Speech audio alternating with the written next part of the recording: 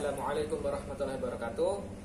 Kembali lagi bersama saya Trisna dari bisakimia.com. Pada kali ini saya ingin membahas tentang sifat koligatif larutan beserta contoh-contoh soalnya. Nah, pada bab kali ini cukup panjang ya pembahasannya, ini ada beberapa subbab. Tapi semua ini sudah saya lihat ada di bisakimia.com juga.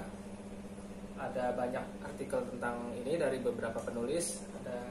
Ada yang cukup lengkap, ada yang membahasnya secara detail. Kalian juga bisa lihat artikel-artikelnya, ada contoh soalnya. Nah, kali ini saya ingin membahasnya melalui video agar mungkin ada yang tidak suka membaca, lebih suka menonton. Langsung saja ya, kembali lagi kepada judulnya sifat koligatif larutan.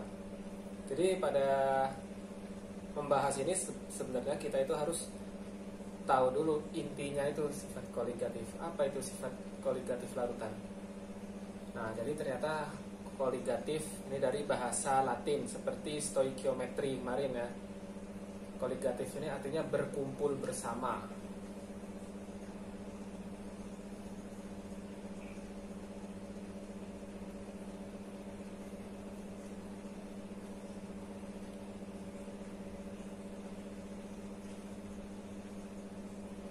Nah, dari kata koligar, saya kurang tahu nih pembacanya seperti apa, tapi koligar artinya berkumpul bersama. Apa yang berkumpul bersama? Nah, itu maksudnya adalah partikel-partikel daripada zat terlarutnya dan pelarutnya ya. Nah, jadi kalau ini secara bahasa, jangan secara istilah. Yang dibahas pada ini adalah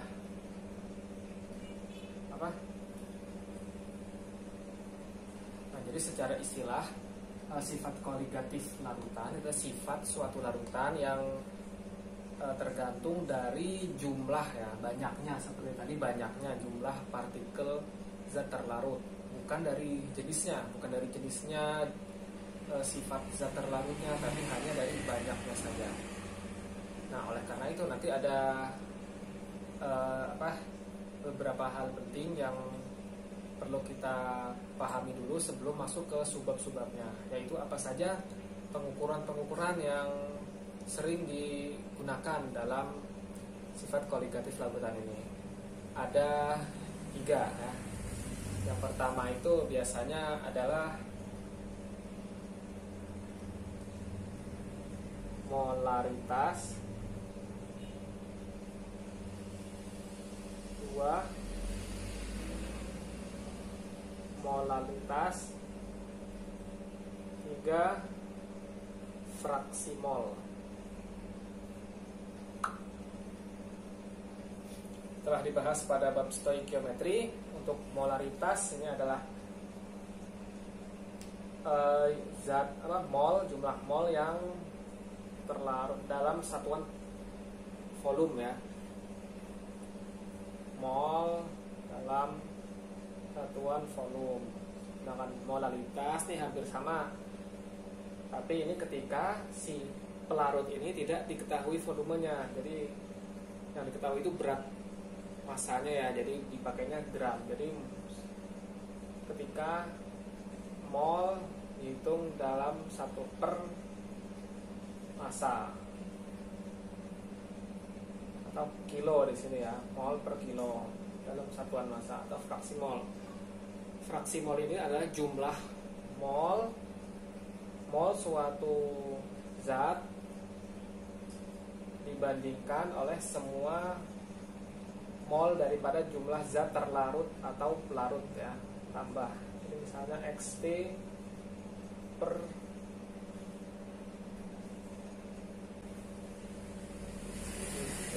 X terlarut tambah X pelarut, misalnya seperti ini. Nah, jadi selain tiga ini, nanti juga ada perlu lagi yang diperhatikan, yaitu apakah larutan tersebut elektrolit atau bukan, elektrolit atau non elektrolit ya. apa yang perlu diperhatikan di sini nanti karena kalau elektrolit nanti ada lagi satu itu nilai baru yaitu I, yaitu namanya faktor Van Hoff. Kalau di sini juga ada sebenarnya I-nya, tapi nilainya adalah 1. Sedangkan pada elektrolit nilai I-nya itu bisa bervariasi. I di sini adalah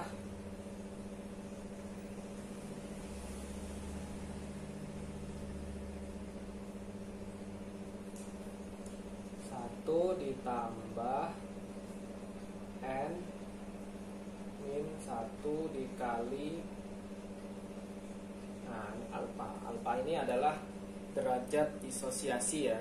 Disosiasi itu berapa jumlah yang terionisasi, jadi nggak semuanya. Karena jadi ya elektrolit itu perbedaannya dengan non elektrolit. Elektrolit itu kan ion-ionnya dia lebih, ketika dilarutkan di dalam air dia ion-ionnya banyak yang tersebar langsung ya. Jadi faktor Van Hoff ini apa itu sih sebenarnya? Nah, ini adalah rasio antara nilai konsentrasi sebenarnya daripada partikel dibanding dengan konsentrasi berdasarkan perhitungan masanya. Itu jadi yang sebenarnya dengan yang perhitungan massa. Makanya kalau non elektrolit 1, karena dia biasanya tetap sama ya semuanya.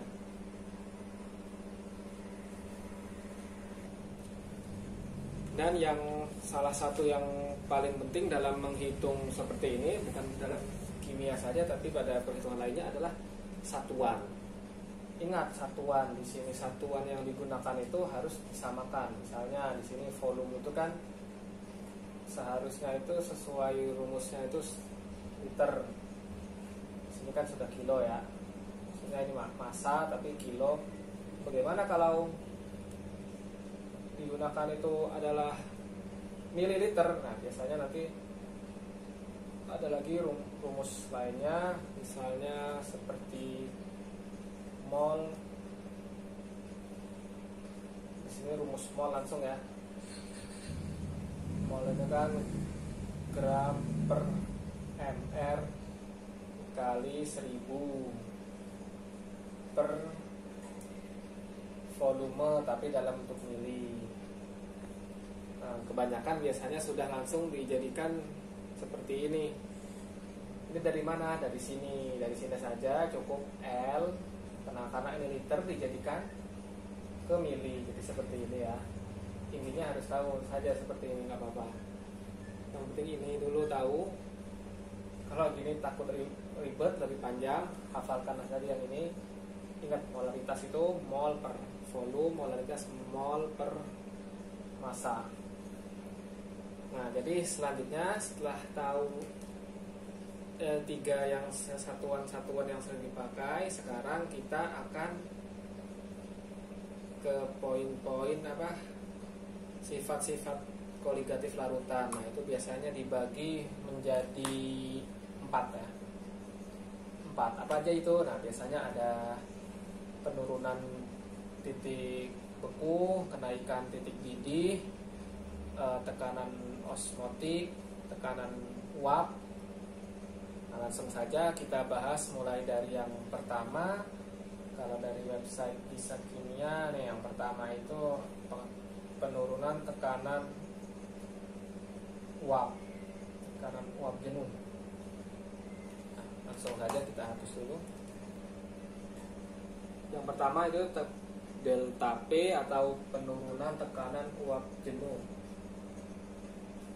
Kenapa ini terjadinya hanya penurunan, bukan kenaikan? Dan tekanan uap, apa itu tekanan uap? Nah, jadi kalau sudah tahu artinya tekanan uap dan ini teorinya bagaimana, nanti kita tahu mengapa hanya penurunan. Jadi tekanan uap ini maksudnya adalah kecenderungan zat tersebut untuk berubah menjadi uap. Nah, jadi semakin tinggi tekanan uapnya, maka akan semakin mudah berubah menjadi uap. Sedangkan semakin rendah, maka semakin susah untuk berubah ke uap. Nah, jadi kan tadi koligatif larutan misalnya ada bejana. Di sini ada larutan. Awalnya ini P, misalnya saya ngarang aja, misalnya P-nya 100. Lalu ditambahkan suatu zat lain. Ini kan tadinya hanya satu zat saja, lalu ditambahkan zat lain di dalam sini, zat terlarut lainnya. Karena ini sudah bercampur, oleh karena itu nilai yang tadinya semuanya ingin menguap ke atas, semuanya ada, ini kan ada energi kinetik ya, semua partikel itu kan bergerak terus, saling bertabrakan. Kalau dalam larutan itu kan nanti saling bertabrakan, ketika sudah mencapai tingkat energi tertentu ini nanti akan menjadi menguap. Nah, ini karena sudah ditambahkan oleh zat lain, nah sehingga dia akan berkurang nilainya. Bisa jadi misalnya sudah jadi 95 akibat ditambahkan oleh zat terlarut yang baru. Nah, jadi dari ini kan misalnya P0 ya, awal ini P akhirnya. Jadi dari sini nanti kita akan mendapatkan delta P selisihnya ya. Delta P sama dengan P0 dikurang P delta P. Nah, kemudian ini juga ada rumusnya. Karena berhubungan dengan yang diketahui yang di sifat kualitatif tadi kan yang dicarikan dengan jumlah ya, jumlah molnya. Nah, kita cari berarti fraksi mol. Kita juga perlu cari. Nah, sekarang kita masukkan rumusnya ya dari sini. P berarti cukup P sama dengan fraksi mol dikali P awal. Nah, jadi ini P tekanan setelah ditambahkan zat, fraksi mol pelarut, dan tekanan uap awalnya ya. Jadi kalau kita hubungkan dengan yang tadi, nah jadi ini kan awal sebelum belum ditambahkan, lalu nah ini nanti jadi dihitung. Misalnya ini yang P ini yang terlarut. Nah, kita tahu jadinya kan sisanya yang P itu sisa segini aja. Kalau P awal ini semuanya tadi sebelum ditambahkan XT. Jadi kalau sudah P saja itu nanti setelah ditambahkan XT ya, ini sudah berkurang, nilai pelarutnya sudah berkurang. Sedangkan ada juga yang langsung delta P. Kalau delta P ini hanya perubahannya saja. Kalau perubahannya saja berarti yang berubah itu kan akibat zat terlarutnya ada. Nah, pokoknya kalau kualitatif larutannya kita lihat jumlahnya aja ya. Jadi XT dia yang dipakai itu terlarut dikali dengan P awal juga. Nah, seperti ini. Dan tetap diingat nanti juga ada perbedaannya antara yang elektrolit, ini belum saya hapus sengaja, elektrolit dan non E. Jadi pokoknya kalau yang membedakan antara non elektrolit dan elektrolit, yang membedakannya itu hanyalah ini saja. Jadi ada I-nya. Pokoknya ingat kalau elektrolit itu kan dia lebih terionisasi ya, menjadi berpisah-pisah. Nah, itu biasanya pokoknya ditambahkan itu saja dikali I. Pokoknya semua rumus ini dikalikan dengan I. Ya, bisa seperti itu. Jadi kalau belum diketahui I-nya bisa dihitung dari sini. Jika hanya diketahui yang ini, misalnya P kali XT kali, ya seperti itu. biar lebih paham langsung kita aplikasikan pada contoh soal ya. Contoh soalnya ini saya juga ngambil langsung di sini di artikel. Tekanan uap air pada suhu 100 derajat adalah, nah ini P0 ya, berapa? Tekanan uap air pada suhu 100 derajat adalah 760 mmHg. Berapakah tekanan uap larutan? Nah, yang dicari berarti P ya, tekanan uap larutan itu sudah akhir, yaitu P. Jadi ada glukosa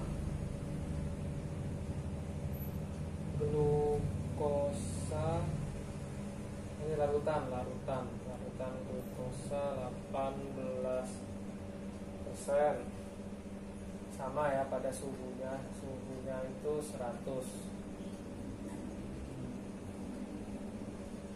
Diketahui mR glukosanya 180. Nah, apa dulu yang dicari? Nah, karena yang dicari adalah P. Sebenarnya yang dicari bisa delta P atau P yang nanti tinggal dilihat yang diketahuinya saja. Ini berarti bisa langsung kita pakai rumus P gitu ya. P sama dengan X pelarut ya, pelarut dikali P0 nya.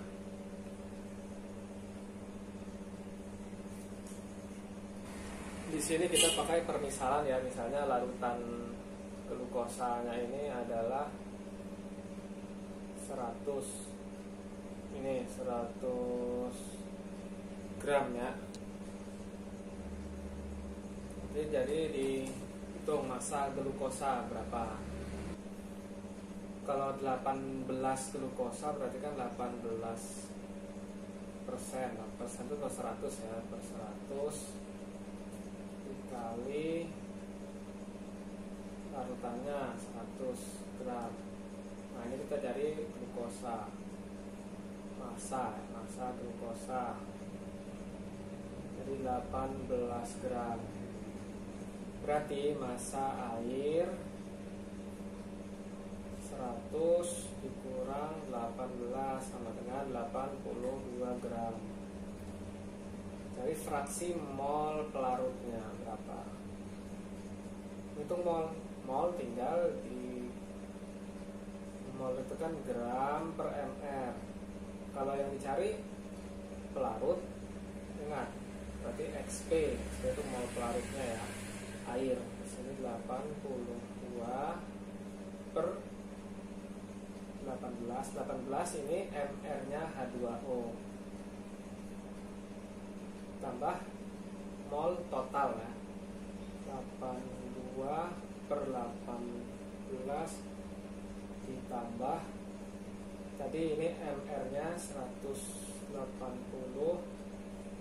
beratnya 18. Ini tinggal matematikanya aja. Boleh pakai kalkulator 6, kalau nggak boleh ya hitung sendiri.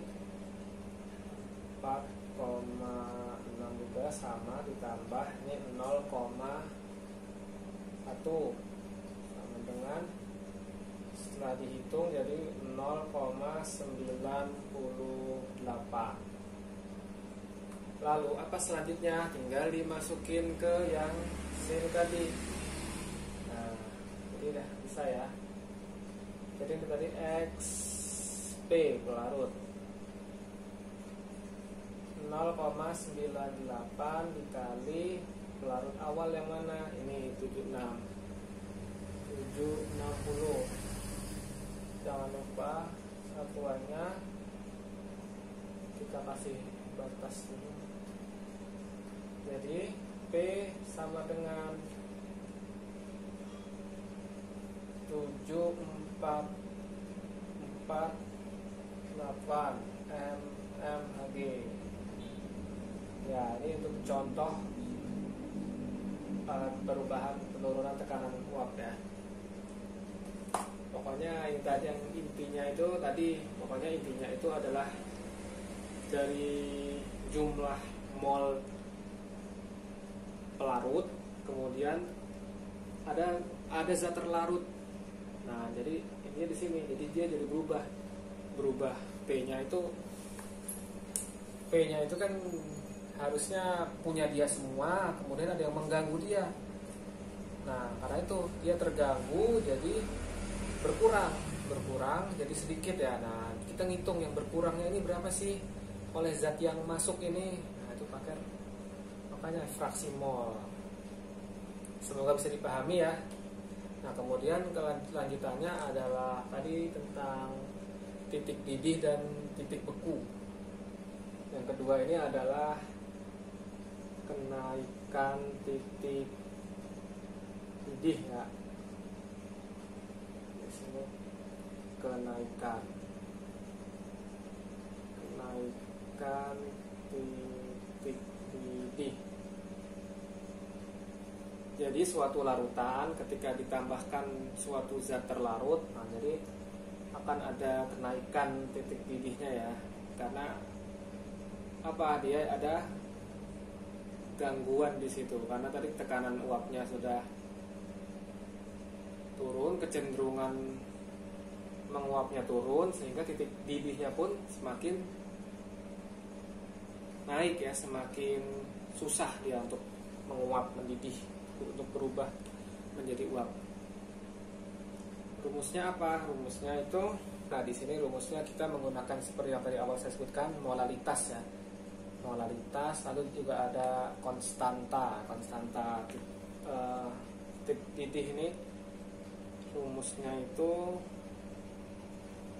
karena TD itu berarti sudah delta ini sudah berubah, berarti ya berubah dari awal menjadi akhirnya, sudah perubahannya molal dikali didih ya. Mungkin kalau di rumus kadang ada bisa juga TB didih ini kata bahasa Inggris ya, boil ya. Berarti yang beku itu nanti pakainya F, freeze. Didih kalau pakai bahasa Indonesia D, nanti yang beku B. Ya, menyesuaikan saja. Nah, jadi rumusnya itu ini ya. Delta T itu nanti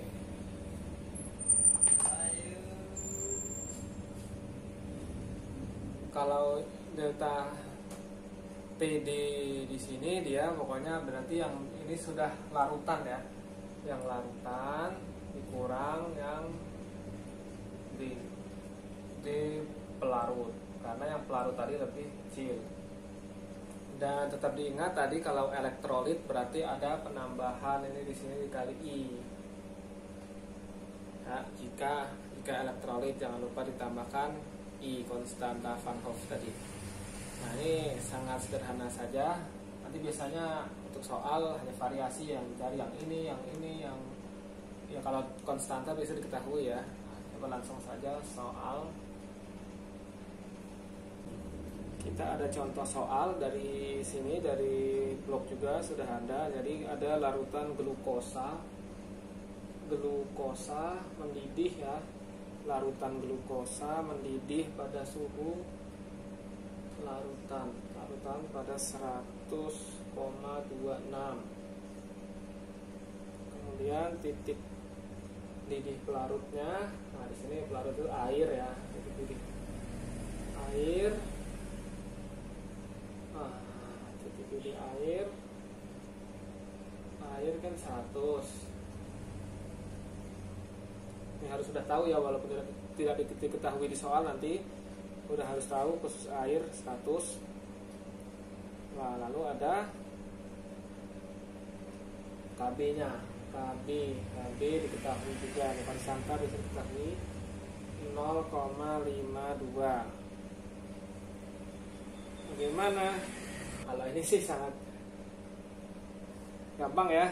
Harusnya udah bisa, tinggal lihat, karena ini sudah ada perubahannya, tinggal dikurangin saja yang larutan dengan yang pelarut.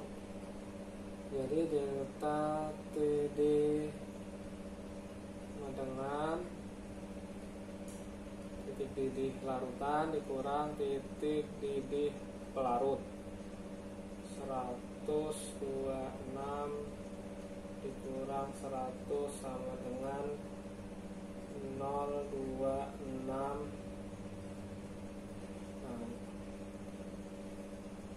Dan semua yang diketahui itu tidak harus dipakai. Kadang-kadang hanya untuk pengecoh saja agar bingung. Kadang bingung ini harus dipakai nih untuk apa nih? Ternyata tidak kepakai. Nah ini contohnya sangat yang mudah.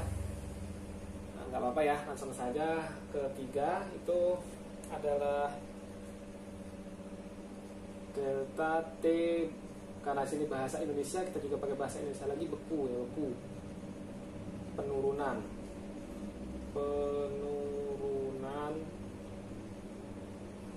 titik beku. Nah ini juga hampir sama banget ya seperti tadi. Nanti yang berbeda hanya koefisiennya saja ya, konstantanya saja. Jadi di sini KB, jadinya di sini KD, di sininya KB ya. Jadi delta TB sama dengan M dikali KB. Nah, di sini kalau titik beku di sini terjadi penurunan. Kalau yang tadi naik, di sini turun. Di sini karena lebih sulit juga yang bekunya, perlu lebih suhu yang lebih rendah lagi. Makanya biasanya es batu agar mencairnya lebih lama dikasih biasanya kasih garam. Nah, kasih garam itu biasa akan menurunkan titik bekunya. Jadi dia lebih tahan ya, lebih lama mencairnya seperti itu. Nah, TB delta TB-nya ini berarti TB larutan ya, larutan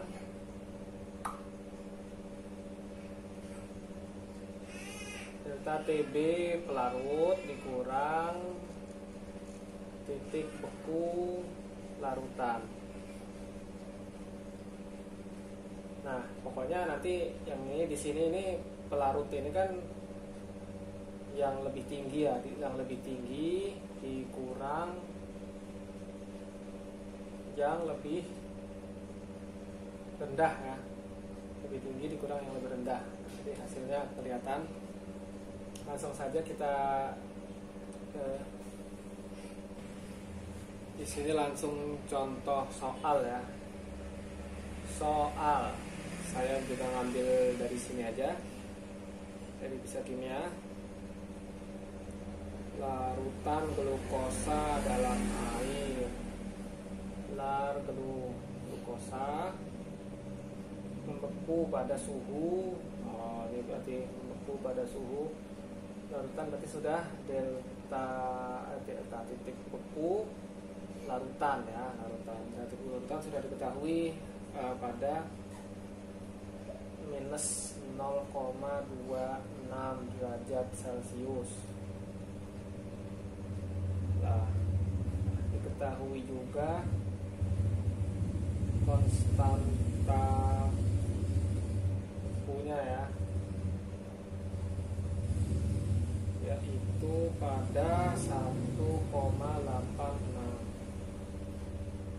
Berapakah titik beku larutan tersebut? Yang ditanya soalnya ditanya berapakah penurunan titik bekunya. Nah, di sini berarti pakai rumus ini lagi tinggal ya. Ini penuh ya.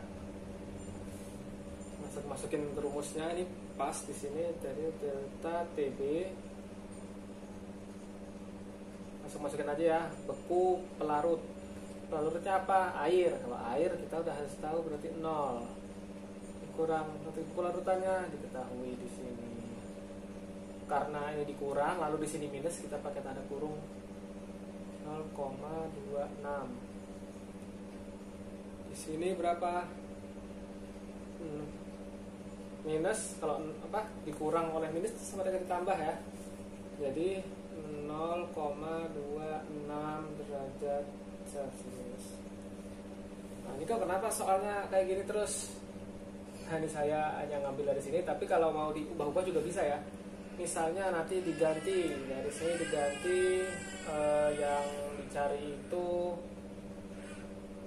molar.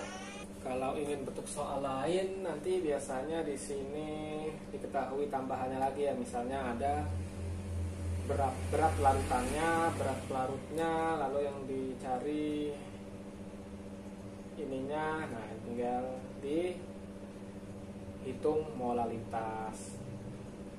Mungkin nanti kapan-kapan saya buat soal latihannya. Sementara ini hanya teorinya dulu ya. Yang jelas ini ingetin aja tadi, dia semakin susah untuk menguap. Nah, jadi gitu sifat koligatif larutan itu ya, semakin sulit untuk menguap semakin sulit karena ada zat terlarut tambahannya, dan juga semakin sulit untuk membeku, semakin jauh ya, ke bawah titik didihnya semakin jauh, ke atas titik didihnya titik beku semakin turun karena semakin susah membeku, dan juga semakin naik titik didihnya, semakin susah untuk mendidih. Nah, kemudian yang subbab terakhirnya nih ya, lalu ada tekanan osmotik. Nah, ini juga lumayan gampang, langsung di sini saja bisa ya.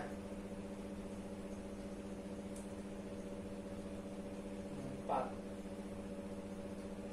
Tekanan osmotik. Jadi tekanan osmosis ini tekanan yang terjadi pada larutan jika terjadinya osmosis. Kenapa ada osmosis? Nah, nanti berlanjut lagi ya, kalau pertanyaan seperti ini berlanjut terus nanti. Jadi osmosis itu kan ini ketika ada dua konsentrasi berbeda ya, jadi pelarut dan zat terlarut itu konsentrasinya berbeda. Jadi ini istilahnya ingin menyamakan konsentrasi seperti itu. Konsentrasi di sini bukan berarti molnya menjadi molaritasnya menjadi sama, tapi dalam hal fisik aja ya. Nah, kemudian apa rumusnya? Rumusnya itu ada V M R T. Ini pada non elektrolit. Kalau pada elektrolit jangan lupa ditambahkan I. Apa saja M? M ini adalah molaritas, R ini adalah juga konstanta ya yang sudah diketahui, dan T ini adalah suhu. Ini tadi kan Van Hoff. Nah, coba langsung kita kasih contohnya aja. Biasanya R ini diketahui juga ya. Kalau enggak, kalian harus ingat aja R ini, ingat 0,082 LATM per mol Kelvin. Nah, salah satu yang penting itu saya sering mengingatkan itu adalah satuan ya. Satuan ini harus disamakan, jangan sampai ketukar-tukar, nanti bisa salah. Dan kalau udah tahu satuan, jadi saat kita mengerjakan tinggal coret satuannya disamakan, yang mana yang tersisa, jadi ketahuan juga ini, oh ini rumusnya bener nih dari satuannya.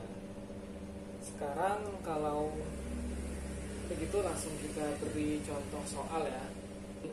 Ada diketahui 18 gram glukosa ya.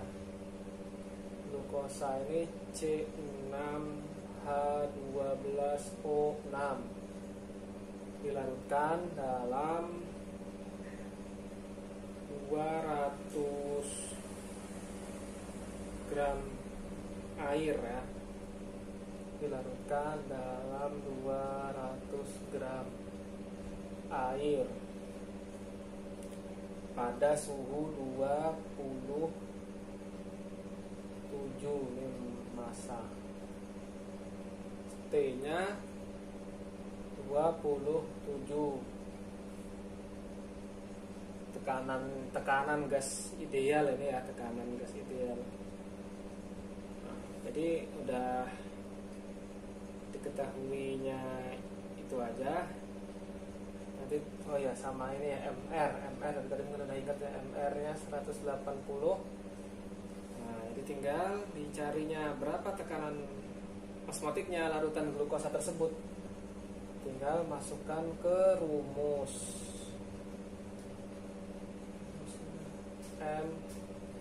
MRT.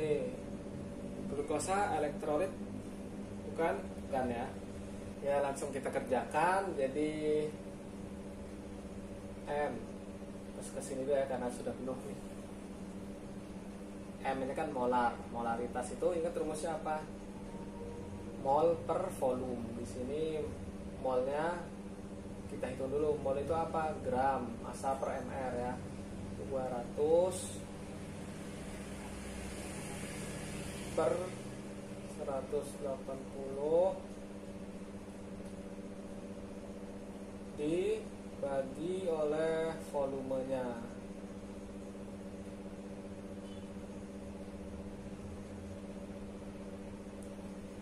Diketahui ya 18 gram per mr 80 per volumenya 200 kali R 0082. Ini seharusnya ditulis satuannya ya, tapi ini karena tidak muat saya langsung saja dikali dengan T. Nah di sini kan tadi kan R itu K Kelvin ya, di sini berarti harus kita ganti juga jadi Kelvin. Ditambah berapa kalau Celsius menjadi Kelvin? Berarti 27 ditambah 273 ya, tambah 273 sampai dengan 300. Nah ini bisa langsung dihitung. Kalau masalah menghitung sih nggak usah diajarin lagi ya, semuanya udah bisa walaupun di rumah pakai kalkulator. Nah, lalu setelah ya ini tadi saya ini salah, tetap juga harus dalam liter ya. Liter berarti 0. Konversi dulu, ini kan gram. Kalian ingat kan kalau gram untuk air 1 gramnya itu sama dengan 1 mili. Jadi ini 200 gram sama dengan 200 mililiter. 200 mililiter kita konversi lagi ke liter jadinya 0,2. Lalu setelah dihitung, silakan hitung. Lalu jawabannya yang dapat adalah 12,3. Apa satuannya? Nah, dari tadi kita lihat L sudah tercoret oleh volume. Mol telah tercoret juga oleh di sini mol. Gram per mr jadi mol. K telah tercoret juga oleh ini suhu. Jadi sisanya hanya ATM.